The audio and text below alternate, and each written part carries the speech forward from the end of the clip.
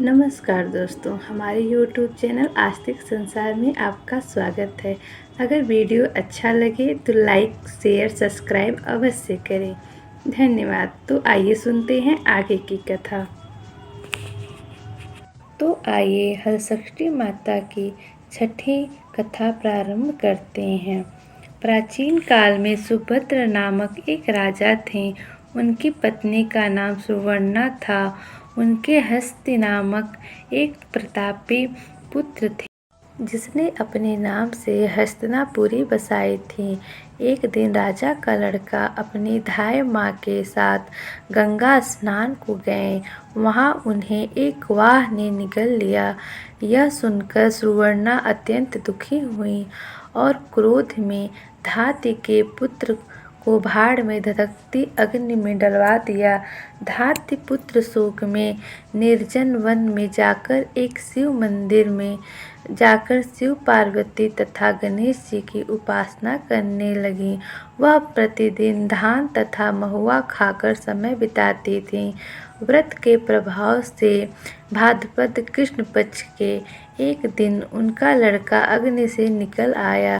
राजा रानी भाड़ से लड़के को जीवित निकलते देखकर आश्चर्य करते हुए पंडित से उनके जीवित निकलने का कारण पूछने लगे।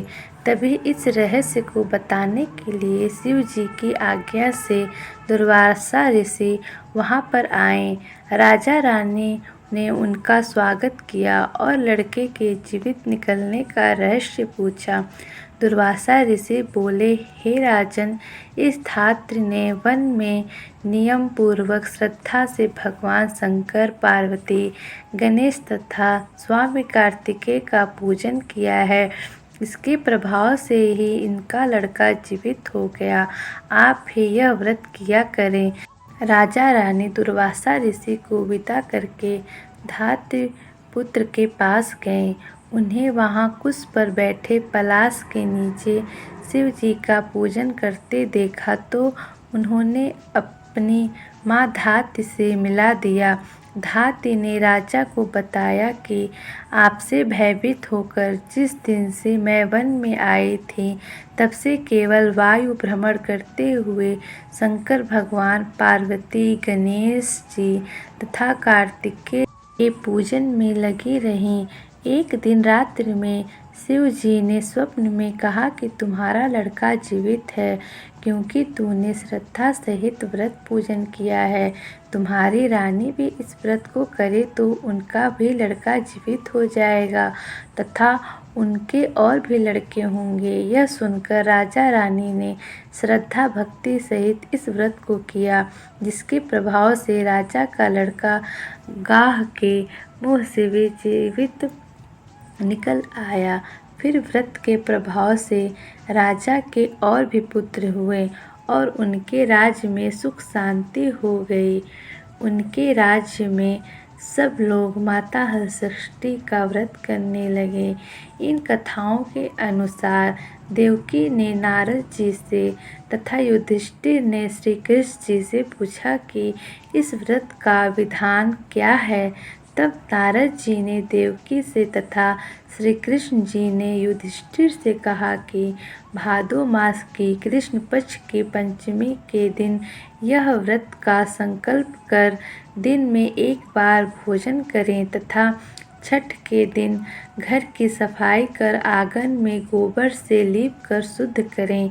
नदी, तालाब या कुएं के जल से स्नान कर एक बार का धुला हुआ कपड़ा धारण करें और सौभाग्य के समस्त श्रृंगार से सुसज्जित होकर भैंस के घी में सिंदूर मिलाकर मूर्ति बनाकर पीढ़ा या कुश पलाश के पत्ते के आसन से स्थापित करें और पूर्व मुख में बैठकर पूजन करें।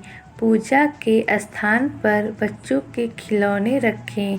कलश तथा गणेश जी की पूजा करें। श्रद्धा के साथ हलषष्ठी माता की पूजा करें। पूजा के अंत में महुए के पत्ते में जल से उपजे धान का प्रयोग करें। भोजन करें। उस दिन खेत या हल चली धरती पर न चलें। ना वहाँ का अन्न खाए। हल से जोता हुआ खेत पर का इसमें अन्न नहीं खाया जाता है। इस विधि से नारी व्रत रखें, उनकी समस्त मनोकामनाएं पूर्ण होंगी और तथा जीवन में समस्त सुख प्राप्त होगा। व्यास जी के अनुसार इस व्रत के प्रभाव से ही देवकी ने श्री कृष्ण को पाया तथा युधिष्ठिर और द्रौपदी ने व्रत की महिमा सुनकर बहु उत्तरा के साथ व्रत किया, जिसके प्रभाव से उत्तरा के गर्भ में मृत बालक को जीवित पाया, जिसका नाम राजा परीक्षित पड़ा। इस विधान से जो भी नारी ये व्रत करेंगी, उनकी देवकी तथा द्रौपदी के समान सभी मनोकामनाएं पूर्ण होंगी। आमतौर पर 6 कहानियाँ एक साथ नहीं मिलती हैं। हर छठी माता के व्रत में 6 कहानियाँ कहने का विधान है। मेरी यह कोशिश पसंद आए तो मेरे YouTube चैनल को भी लाइक करें, सब्सक्राइब करें और ज़्यादा से ज़्यादा शेयर करें। जय माता जी।